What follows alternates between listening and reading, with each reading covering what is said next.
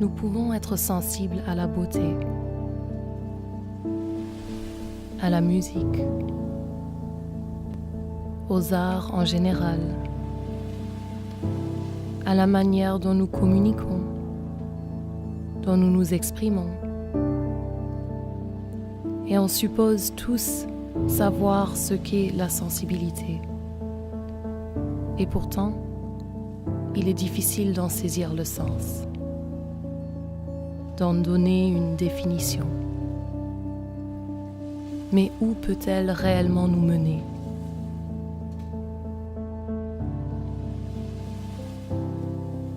Explorons les sens, nos sens, et ce mot mystérieux qui est la sensibilité.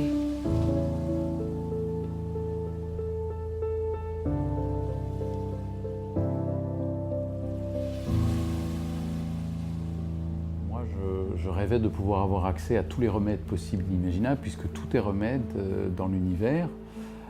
Il est évident que les planètes, c'est un peu loin pour aller en chercher des extraits et un peu coûteux.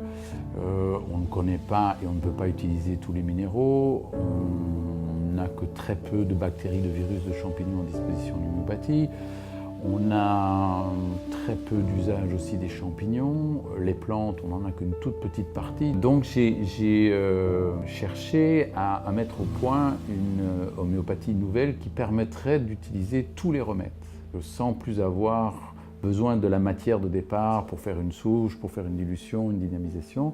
Et je me suis rendu compte au cours de mon expérience que quand je testais en kinésiologie sur le patient le règne, le remède, le nombre et le type de dilution-dynamisation, ça faisait le même effet que si la personne avait pris le remède.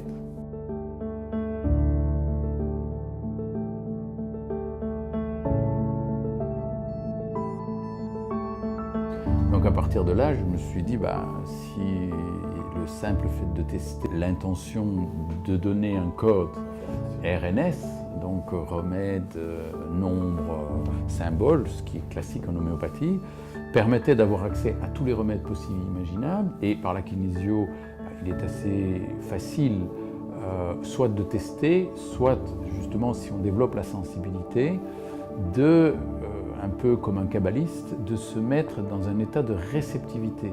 Donc en fait, au lieu de chercher le remède, de prendre un remède, on accueille un remède.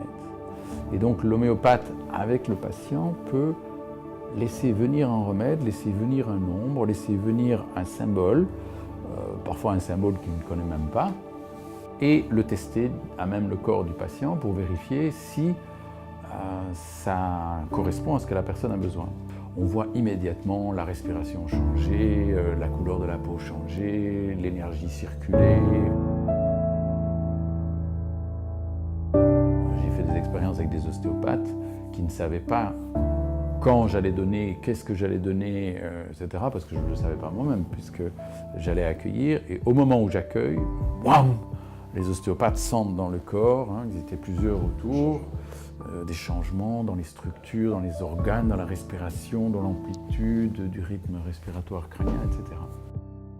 C'est une homéopathie que j'ai qualifiée de chamanique et sensitive parce que chamanique dans le sens, ou kabbalistique dans le sens où on accueille, on ne cherche plus par la volonté, ou on ne cherche pas à faire coller le patient à ce qu'on pense qu'il est sur base de l'expérience qu'on a.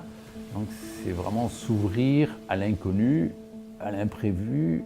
J'ai développé, à partir de là, la notion de médecine sensitive coopérative.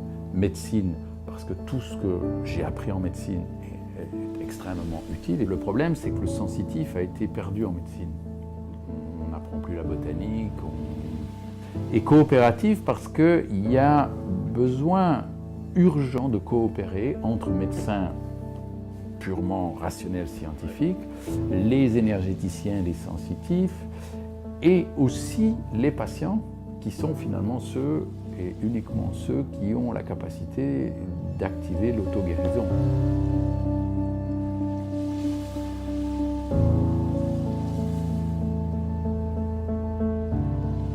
La maladie n'est pas le problème. La maladie, notre cerveau la déclenche quand on en a besoin, parce qu'on est en danger quelque part. Donc quand il y a maladie, il y a forcément quelque chose qui ne va pas. Mais ce n'est pas la maladie qui est le problème, c'est le quelque chose qui ne va pas pour lequel on développe une maladie. Et la maladie est en fait une aide pour ne pas mourir avec le problème dans lequel on est coincé. La grande difficulté aujourd'hui, justement, dans la danse entre allopathie et médecine sensitive, c'est que on a encore la vision que le cancer, que la maladie, que la sclérose en plaques, c'est mauvais, et on ne voit pas ce qu'il y a derrière. Et comme on ne voit pas ce qu'il y a derrière, on veut l'enlever le plus vite possible, on veut le neutraliser le plus vite possible, mais du coup, la personne reste avec son problème. Et je pense que le grand défi en médecine aujourd'hui, c'est comment est-ce qu'on va aider les patients à sentir que leur maladie est utile à régler leurs problèmes avec lesquels ils sont en train de mourir.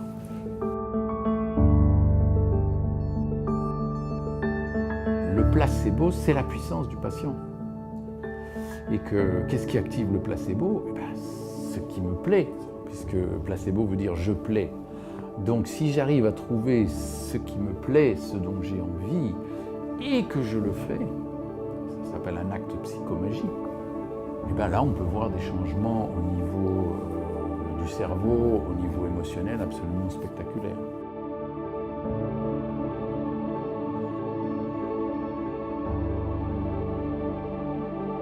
À 26 ans, j'ai débarqué en Thaïlande, tout seul.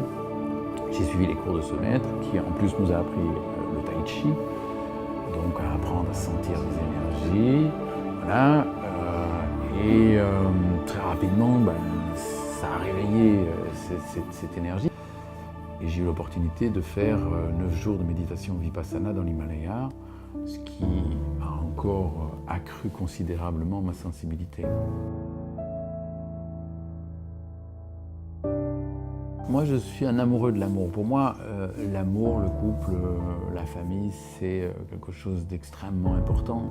Un des guérisseurs philippins et plusieurs maîtres qu'on a rencontrés disent toujours les 3 choses les plus importantes, c'est la lumière, l'amour et l'unité.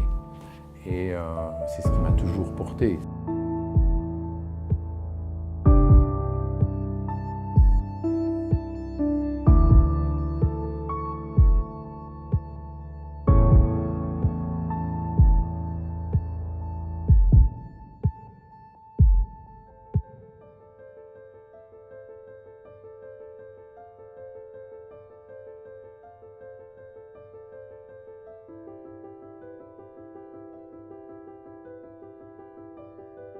J'ai toujours été amoureux de tout ce qui est artisan, de tout ce qui est fait par la main, de tout ce qui est fait avec amour, avec le cœur, dans lequel l'homme s'exprime d'une manière spontanée, naturelle, sans ce qui se passe aujourd'hui. Moi, je suis un peu perdu. J'étais très passionné, alors j'ai resté tard le soir pour travailler avec les maîtres des stages, des gens qui savaient modeler, tourner les émaux. Et j'ai resté, disons, avec beaucoup de plaisir.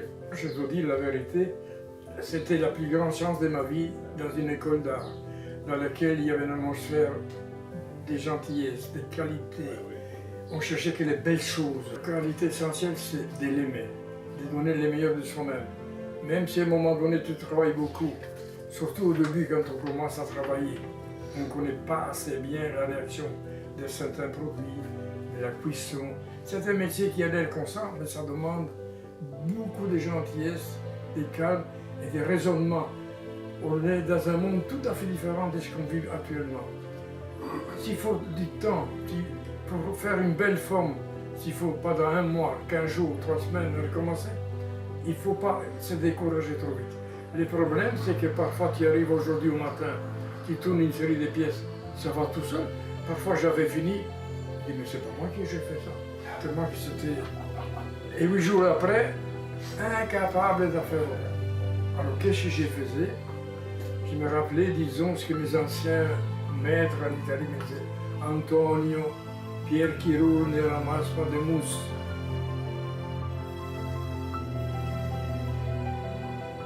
Les jeunes, on veut tout de suite. Mais pas là, rencontrer les archives des produits. Ça ne cherche pas, ça mérite.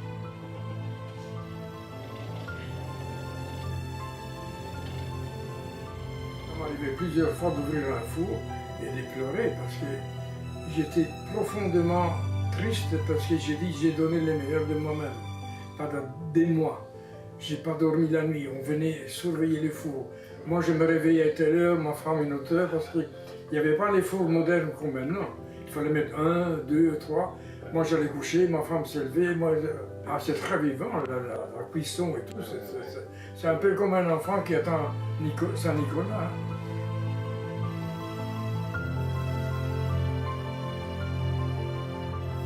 Fina Gomez, je n'ai jamais oublié ce nom.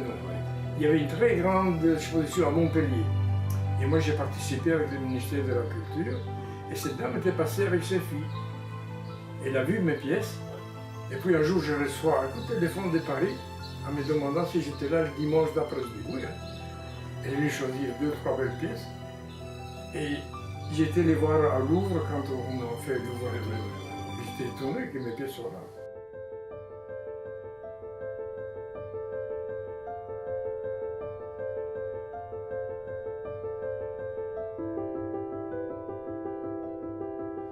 Il faut une grande volonté, il faut être très modeste, il ne faut pas devenir dicanet, il faut aimer les métiers, il faut aimer les gens.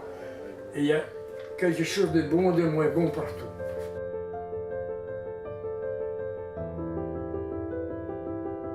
On a eu très difficile parce qu'on était pauvres, il faut dire les choses. Mais c'est pas une pauvreté d'argent. Pauvre quand on était confronté à des problèmes qu'on n'avait pas les possibilités d'aller chez des gens, parfois, pour avoir, disons, un conseil pour éviter certains problèmes. Mais dans l'ensemble, quand on s'aime et qu'on aime ce qu'on fait, je crois qu'on passe à travers. La pauvreté la plus, pour moi, la plus triste et la plus mauvaise, c'est celle quand on n'a pas de cœur.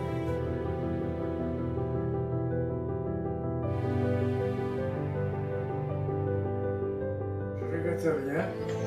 On a eu très difficile, surtout quand je me suis marié. Heureusement que ma femme m'a soutenu. On n'avait pas beaucoup d'argent, mais on avait la vie pour nous. Quand il y a l'amour des métiers, que dans un environnement où tu te sens bien, l'argent, tu ne penses pas encore du tout. L'argent, parfois, c'est plutôt un malheur. Moi, ce qui m'a souffert le plus quand j'étais jeune, j'allais chez des potiers que je voyais qui faisaient des belles choses. J'allais demander un conseil. On m'envoyait dans l'erreur. Travail, si t'es bête, c'est pas mon problème. Ça, je trouve affreux. Un être humain qui fait des belles choses et qui est arrivé à un niveau important et qui n'a pas cette sensibilité et respect des... Je trouve qu'il a raté quelque chose. Je ne peux pas comprendre comment on peut être comme ça. On a tous besoin de gentillesse, un peu d'affection.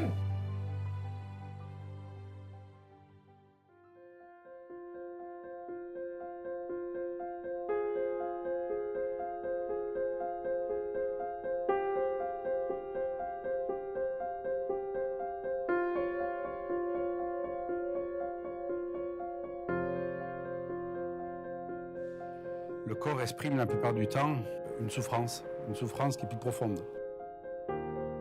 Bioénergie, c'est la capacité à ressentir toutes les pollutions qu'une personne peut porter autour d'elle. Ça veut dire dans son aura, dans son champ électromagnétique. Comme si on était un aimant, on a une structure physique qui émane en fait un rayonnement électromagnétique. Et ce rayonnement électromagnétique, il agit comme un aimant.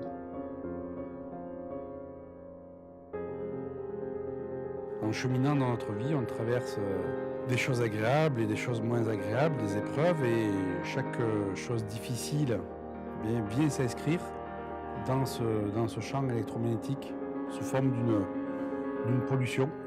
Et donc le bioénergéticien, il est capable, grâce à sa sensibilité, d'aller détecter dans ce biochamp, comme on appelle, les pollutions. Première phase, c'est le praticien, de par l'entraînement qu'il a eu dans sa formation, développe sa capacité à percevoir les choses. Donc, il va par sa sensibilité repérer, que ce soit dans le corps ou à l'extérieur du corps, tous les blocages d'énergie qui se produisent. Ces blocages d'énergie correspondent à une grille qui est codifiée On sait que tel blocage d'énergie correspond à tel contexte émotionnel. Mais le boulot du bioénergéticien, c'est pas d'aller planter des aiguilles, hein, c'est vraiment de travailler dans un côté beaucoup plus holistique de la personne. C'est-à-dire qu'il prend toutes les dimensions de la personne, le physique, l'émotionnel, le psychique.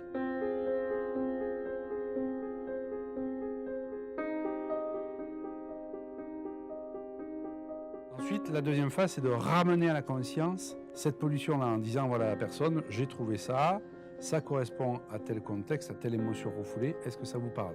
Alors, la prise de conscience, parfois, suffit à enlever les choses. Ce n'est pas toujours le cas parce que le blocage est là depuis tellement longtemps ou il est tellement profond que le fait de prendre conscience n'enlève qu'une couche du blocage ou de la pathologie. L'étape suivante, c'est d'aller effectivement faire disparaître cette pollution. Et là, pour ce faire, on va faire appel à la partie la plus vibratoire de la personne, ce qu'on appelle le double quantique, c'est-à-dire c'est la partie de nous-mêmes, invisible à l'œil nu bien sûr, qui n'est limitée par rien, c'est celle qui a le plus haut potentiel. C'est comme s'il existait un double de nous-mêmes, voilà, une autre dimension, une dimension, je dirais, entre guillemets, spirituelle. C'est comme si on envisageait un hologramme de nous-mêmes, et cet hologramme n'a ni peur, ni croyance, ni conditionnement, et il est connecté, ce qu'on appelle au champ des possibles, c'est-à-dire que à l'état invisible, dans la matrice, tout est possible. La physique quantique l'a démontré, c'est-à-dire que par rapport à une action, on ne peut pas connaître le résultat. Il y a cette notion d'improbabilité. Donc c'est comme si dans cet invisible, il y avait ce qu'on appelle le vaste champ des possibles, c'est-à-dire que tout est possible. Eh bien, le double quantique va faire le pont entre ce champ des possibles et la personne. Et va être, entre guillemets, chargé d'aller connecter la personne à la meilleure réalité pour elle-même. Donc il est évident que plus on déconditionne les croyances, les peurs et tout ce qu'on pense qui n'est pas possible, bien plus on se connecte à un vaste champ des possibles et on peut créer autre chose. Ce processus n'est possible qu'à partir du moment où on se connecte à ce qu'on appelle le champ du cœur. Il y a des études américaines qui ont montré effectivement que le champ magnétique du cœur était 5000 fois plus développé que le champ magnétique du cerveau. Donc le thérapeute va placer sa conscience au niveau de son champ du cœur, de son cœur, et va se connecter à la plus haute réalité vibratoire de la personne, celle qui n'est limitée par rien, et va demander au double quantique de la personne de venir, ce qu'on appelle transmuter la pollution, c'est-à-dire de la faire disparaître, de la placer en forme de lumière. Donc ce qui va faire que ça va alléger le biochamp de la personne, et comme il va être allégé, ce biochamp, la personne va monter sa vibration, et puisqu'elle monte sa vibration, elle va pouvoir créer notre réalité. Il faut savoir qu'une pathologie, un blocage, il vibre sur une vibration précise. Si je vibre à la même fréquence que la pathologie, eh bien, je reste dans ma pathologie. Si je dépasse le stade vibratoire de la pathologie, je vais vibrer sur une fréquence plus haute, je vais quitter la pathologie ou le dysfonctionnement. Donc le but, en fait, de la bioénergie, c'est de faire monter en vibration la personne en éliminant les pollutions qu'elle porte, ces pollutions pouvant venir de sa vie présente, de sa généalogie ou de ses vies passées.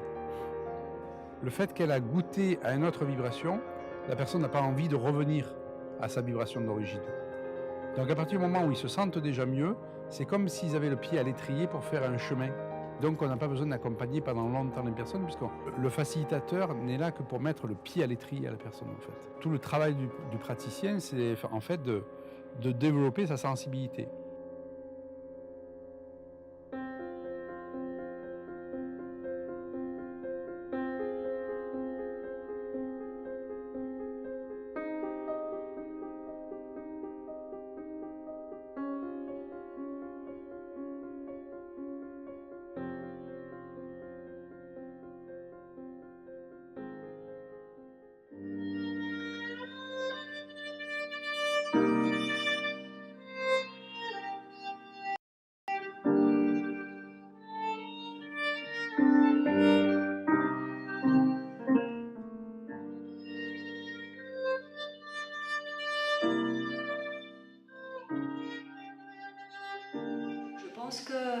Je pense qu'effectivement, il y a la sensibilité de la personne qui joue, qui participe forcément énormément. La même partition jouée par différents musiciens, ce ne sera pas la même chose. Après, je pense que le son final qui se produit, c'est une alchimie de beaucoup de choses. Et c'est ça qui est riche aussi dans la musique, c'est qu'il y a à la fois le côté intellectuel, de la partition, de la construction du morceau, c'est une langue en fait, hein, donc qu'est-ce qu'on comprend, jusqu'où ça va, comment ça évolue, donc c'est une première chose. Il y a l'émotion, donc ça c'est quelque chose aussi de très personnel, voilà. Et il y a tout le corps qui participe, à la fois le côté sportif et physique des doigts, mais pas que ça. C'est vraiment une sorte d'artisanat, quoi, un peu subtil entre j'apprivoise l'instrument, je comprends comment mes gestes ont une influence et sur le son, et en testant différentes choses, j'apprends aussi de nouvelles sonorités, et ces nouvelles sonorités me donnent peut-être lieu à de nouvelles émotions possibles. J'explore, c'est tout un monde assez complexe en fait.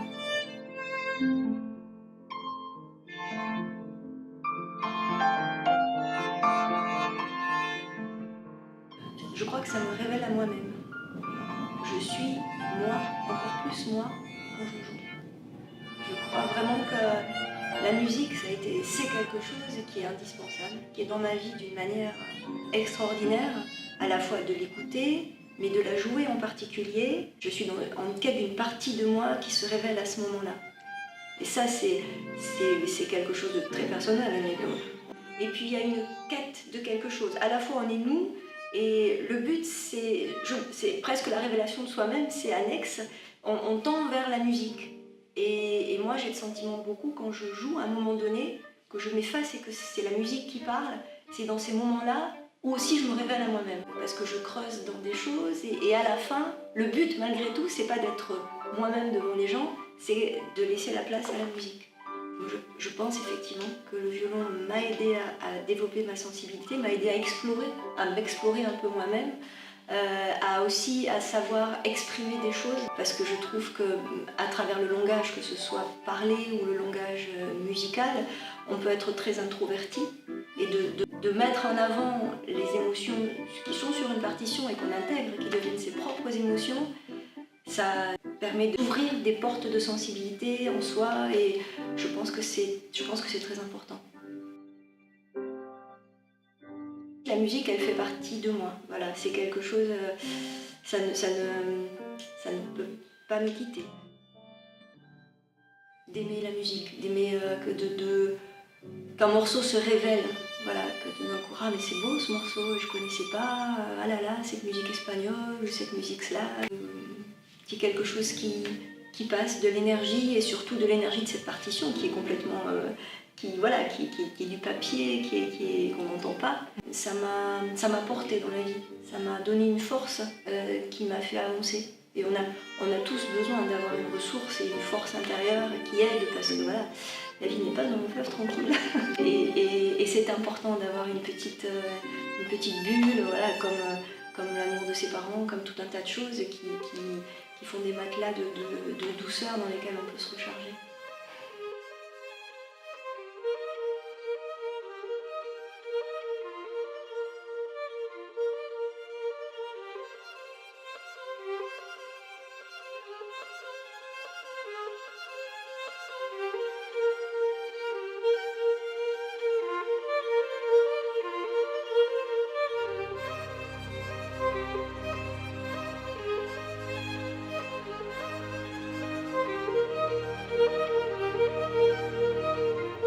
Nous pouvons être sensibles à la beauté, à la musique, aux arts en général, à la manière dont nous communiquons, dont nous nous exprimons. Et on suppose tous savoir ce qu'est la sensibilité. Et pourtant, il est difficile d'en saisir le sens.